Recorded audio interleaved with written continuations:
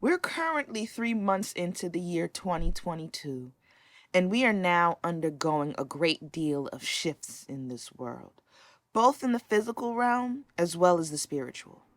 Now, these shifts mean many different things. There is a time and a place for everything, and everything has a time and a place. Now, during this time, it's a time for a lot of things to be exposed. Now is also the time for many resets and rebirths. It's also the time for deaths and destruction of old experiences. It's a time for healing. It's a time for extreme poverty, but also we're going to be experiencing extreme prosperity. And also, and the most important part, is that we are now in a time and place where karma and justice is the most tantamount. I think it was around the year 2020 when the veil started to be lifted off of many people's eyes. And it was also in 2020 when people started truly seeing the world for what it was. And unfortunately, we saw a lot of mess and hidden agendas and great injustices that were held far and far away from the public. I think 2022 was when the vast majority of people started seeing the world for what it is. We started seeing things as they were, as they truly were, and in a grand scale. There were many groups that were awakened spiritually and awakened to a lot of the ills that plagued the world. One of those groups just so happened to be Black women. Voices that were once silenced and oppressed are now open wide and free to express every little bit of truth that they tried to hide, that they tried to keep away, that they tried to keep out of the light. Once upon a time, many women were crying tears of sadness, and those tears of sadness have now manifested into tears of vindication, as if a great big boulder was lifted off of the collective of Black women's shoulders. More and more stories about the plight of Black women and Black girls are being heard and being brought to the forefront. And many Black women are using this opportunity in this space and time to see things differently, to operate differently, and to help other Black women pull themselves out of the slumber that we've been in. Now, this stage in the shift is the awakening. This is stage one. In stage one, you have the most growing pains. This stage is the most painful. Trust me, I am no stranger to this stage. I've been here many, many times before, many years before, in many different facets. Now, this stage one of the awakening is typically classified by one emotion, and that's anger. Once the veil has been ripped from your eyes and you see the world for what it really is, and you see that everyone around you has been lying to you and everything that you thought you knew was to be true was a lie. You see that you and many other people have been deceived and wronged. The first emotion that you tend to feel is anger. And what do most people do when they're angry? They lash out verbally and maybe even physically. They get rowdy. They cuss a lot. But people just want to put a name to a thing. People just want to be able to express the long-standing suffering that they have endured. And people want to express pain for the fact that so many people have been done wrong and nobody has done anything to try to fix it. And in some ways, that anger is a very beautiful thing. And that anger is necessary.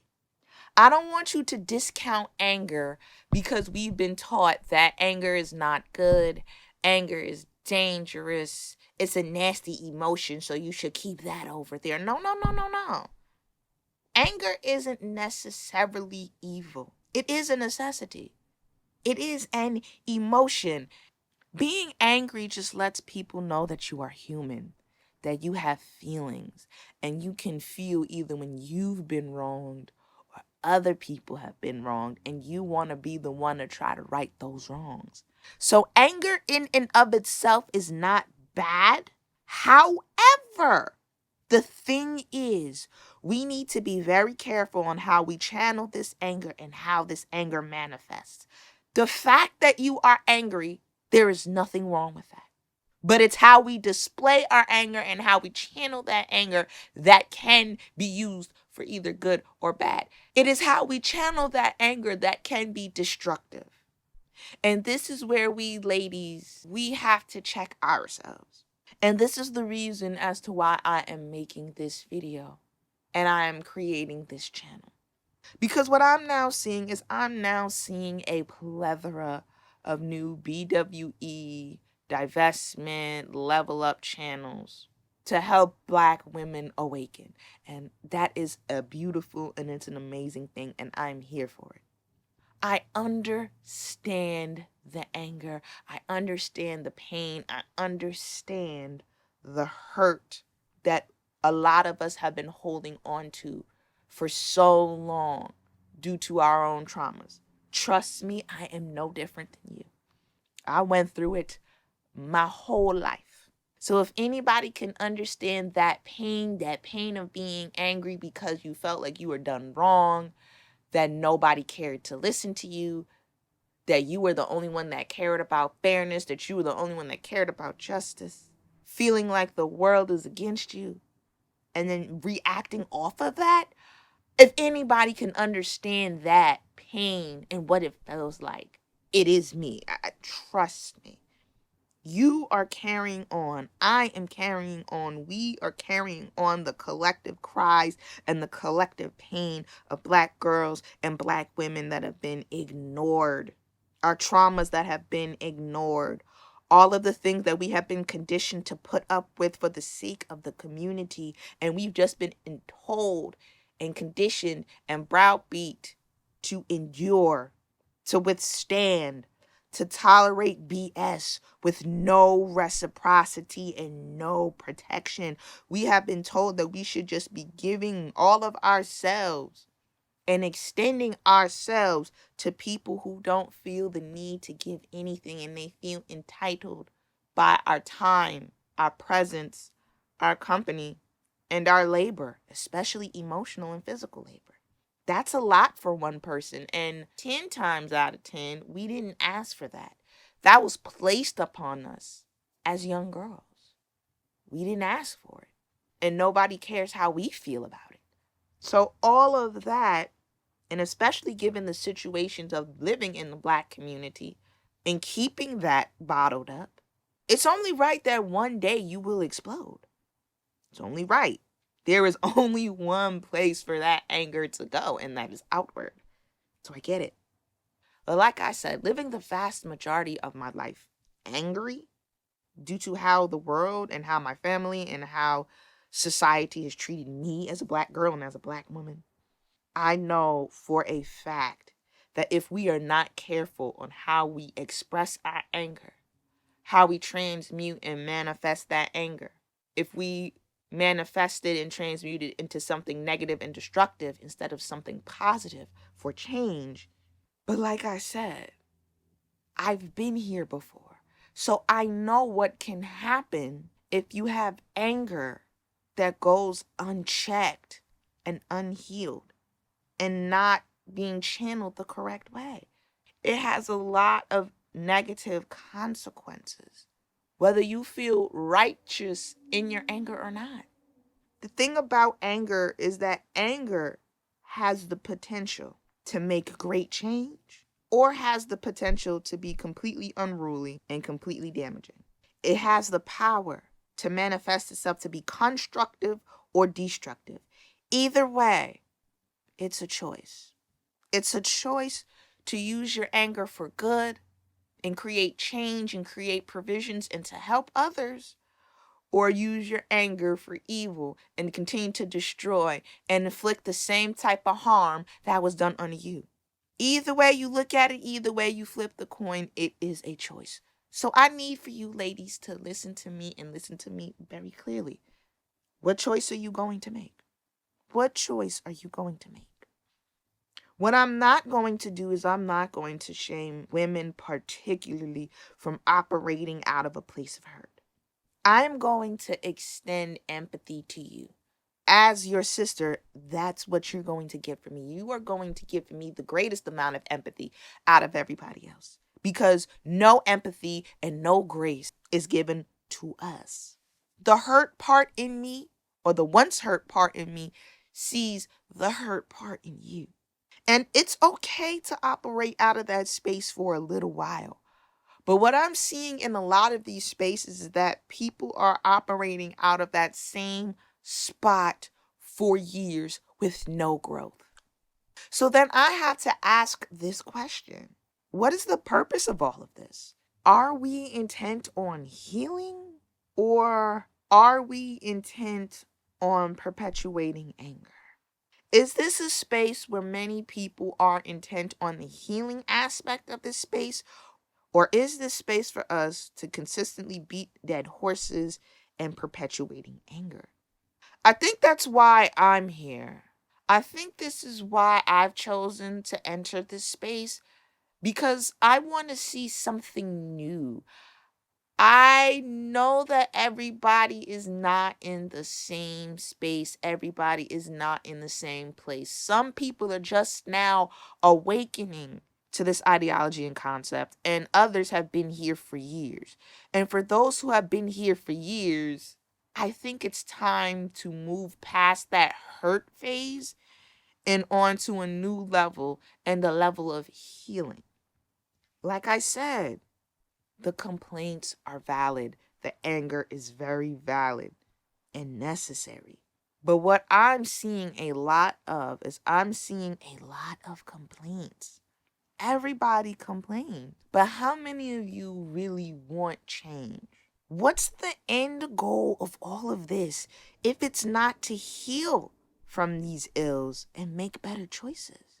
After a while, we have to transcend this. We have to transcend from this hurt, this pain, and this anger. And if we don't, like I said, it has the power to be dangerous and destructive. And one thing that it can also do is it can also manifest itself into physical illness. And I know y'all know how that feels like, because either you have undergone physical illnesses or you have seen the women around you undergo physical illnesses from all of the hurt and the pain and the anger that they have endured. And I'm going to do a video on this too, on how stress can manifest itself mentally and physically into physical and mental illnesses. I've seen so many women, and the women closest to me, succumb physically to trauma and stress, myself included. And at a very young age, I feel like I have. So ladies, for your mind and your body and your spirit, we must transcend out of this stage, out of this stage of unhealthy anger, because you can encounter more problems than you want, more problems than you're willing to deal with. And at the end of the day, you don't want that internal conflict within, because it's that internal conflict within you that will manifest itself into physical sicknesses and physical ailments. If you don't get over that war that you have within yourself, if you don't find a way to channel that anger in a healthy way, there is no way that you can be at peace. There is no possible way that you can move on and you can attract the good in your life if you don't let that pain go. Now, it's not easy to do that, and it is easier said than done. Like I said, trust me, I've been there, done that since the age of 10. I'm about to be 27 next Friday. 17 years. And it's an ongoing process. But it took years of reflecting, years of introspection, shadow work, journaling, therapy, and most importantly, being gentle with myself and allowing myself the space to feel vulnerable and allowing myself the space to be honest with myself, to tell myself where it is that I'm going wrong, what it is that I need to do, and where it is that I need to pivot and move away from and act in a different way so that I don't let my anger consume me. Personally, for me, one of my shadow sides is anger and rage. But I've done the work on myself as to keep that part of myself hidden and tucked away until absolutely necessary. I know who I am and I know how I can get. And it's with doing the work and learning who I am and learning how I can get if provoked. I know not to mess with certain people. And it's easier for me to spot situations where I know that people can provoke me and be willing to antagonize me, look at a situation and identify a thing for a thing, and then learn how to walk away. But that comes from doing the work. Yeah, I know sometimes I park my junk. I like to talk crap as much as the next person. But I do it within reason. But some of this stuff, to be quite honest, we need to evolve from. And evolve the conversation from bashing to self-peace and self-love.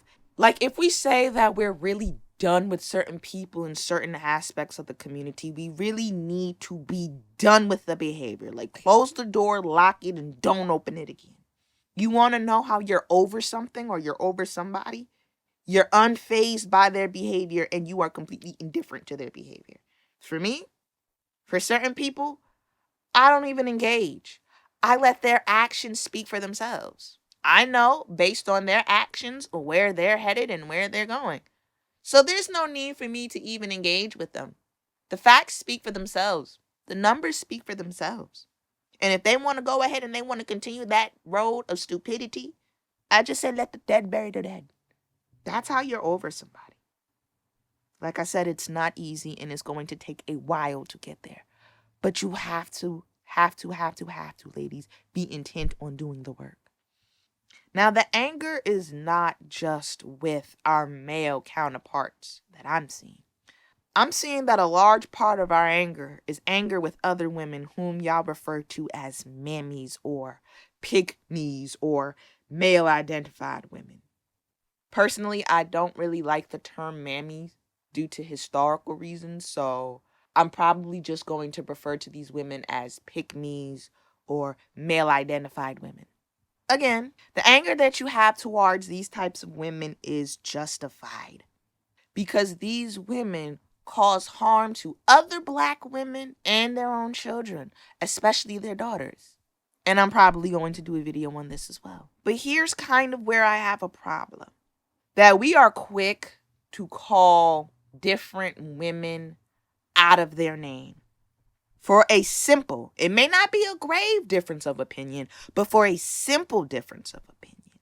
And I don't think that that's right. Now, if they have a grossly different opinion and it's like nothing that you can do and nothing that you can say can get through to them, I understand that anger.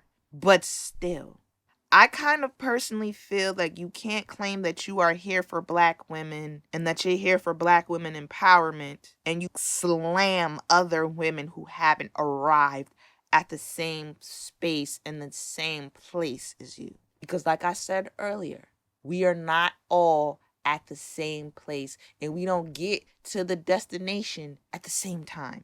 For some women, it will take longer than others. For some women, they may never get there. But then you let them deal with it.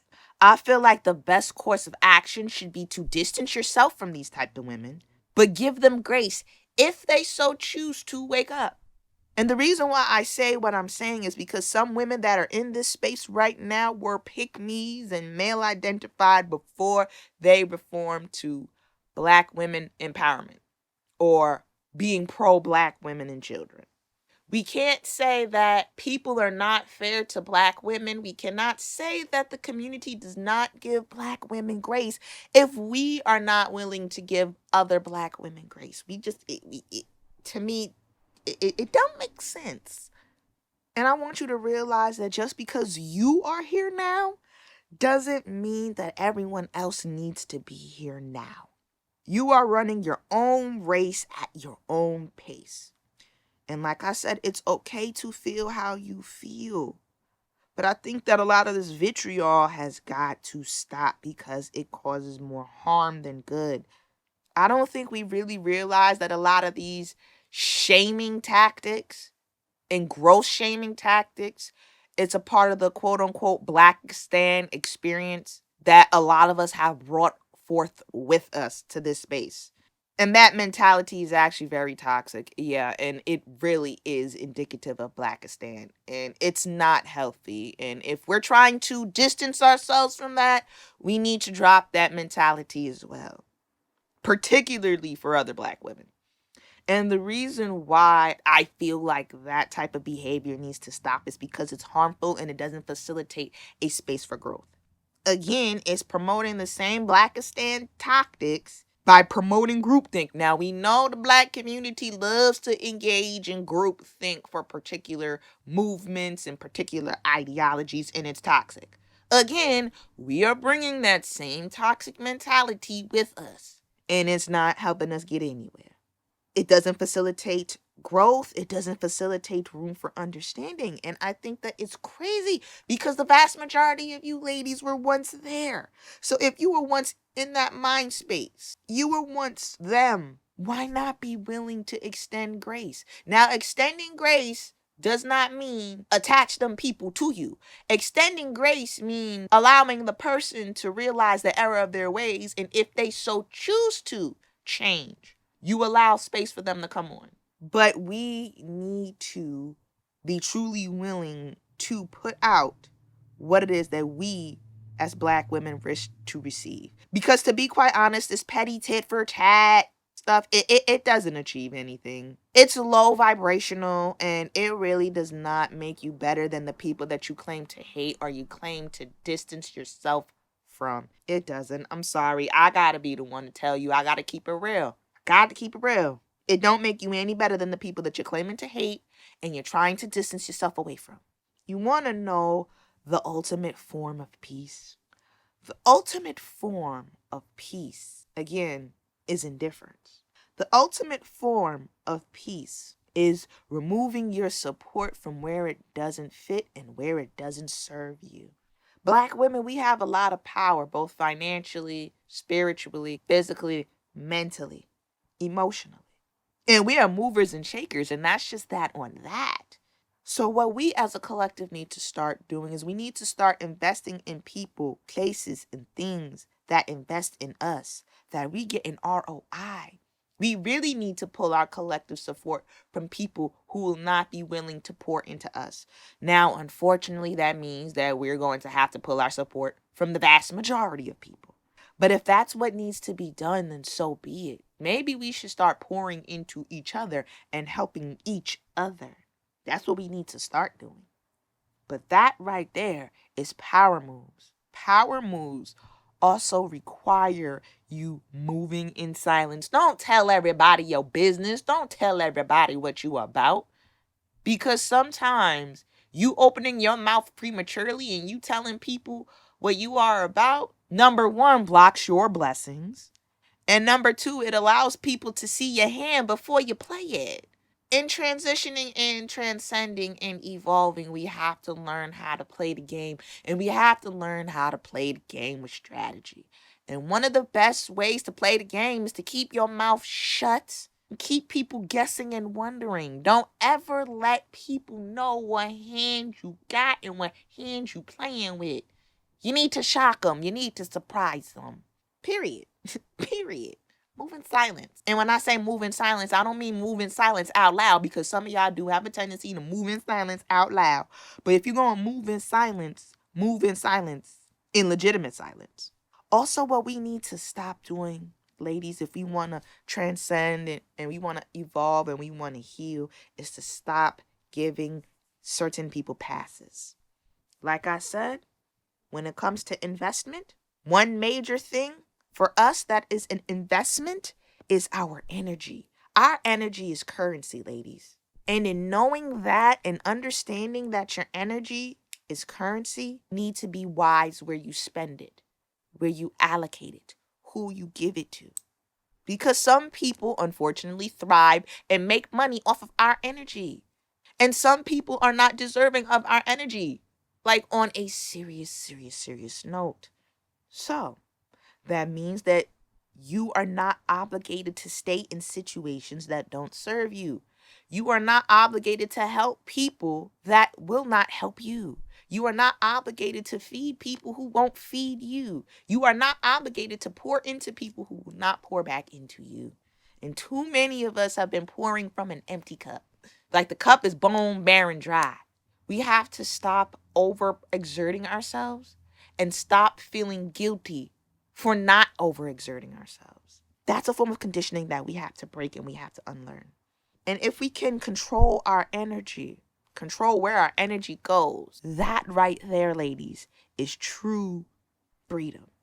And my final point that I want to make, ladies, is that whatever we choose to do from here on out, it needs to come from a place of healing. Do not make any executive decisions without first thinking it through. And do not make any executive decisions without coming from a place of healing. And I know the topic of dating is usually flown around in these spaces. And I am all for Black women opening their options. But I want to make this note very clear. Please know what I am telling you and what I am promoting and condoning on this channel. I am all for you exercising your options and finding the best person for the job, no matter the race, no matter the color. But I'm going to need for you to exercise caution no matter who it is you go to, no matter who it is you look for. I'm not a fan of pedestalizing any group of men over another because collectively no group of men is better than the other. They all are problematic as a collective and all have their own issues as a collective. That's just the truth. It's the truth. You can't let your guard down with any of these types of men. And from the looks of it, it doesn't seem that we have many allies both inside and outside. So the best way for you to move is to protect yourself always. Protect yourself first and foremost. Now, ladies, I want you to take this information and go out there and be great. I go by the name of True Mystique, and I'm here to help you as a Black woman free your mind. I felt like I had a lot of things that I wanted to talk about as it pertains to this space and this sector. And I felt like I wanted to give my unique voice to the BWE space and promote healing and leveling up your mind, your body, and your spirit. I promote finding true self-love, true self-worth, and true self-actualization through the art of introspection. And I promote Black women doing things for themselves first. Now, I wanted to create this space as a safe space for Black women and young Black girls to elevate, especially within their minds. Because I feel like it's not possible for you to elevate anywhere without doing the work within yourself and elevating your mind first. Your mentality, ladies, and your outlook on life matters. I know there are many channels in this space that do very well at exposing the ills of the Black community, but I'm not the type of person that likes to do what everybody else is doing. I'm not on anybody else's bandwagon. I like to do me. So the content here pretty much is just going to be me and what I feel that as Black women we need to focus on as the next level of the level up. I'm definitely more so focused on forward growth and healing and just topics that are just completely different than, what's normally being promoted out here in the Black sector. Now, I hope you ladies liked the content, and I hope to come back here and create a positive space for y'all to heal, to grow, to learn, and what have you. It's your girl, True Mystique, aka the Golden Enigma, aka the Real, aka the leader of the Free Minds Network. And I'm going to see you ladies later on the next video. Just remember to free your mind and the rest will flow. Take care and have a good one.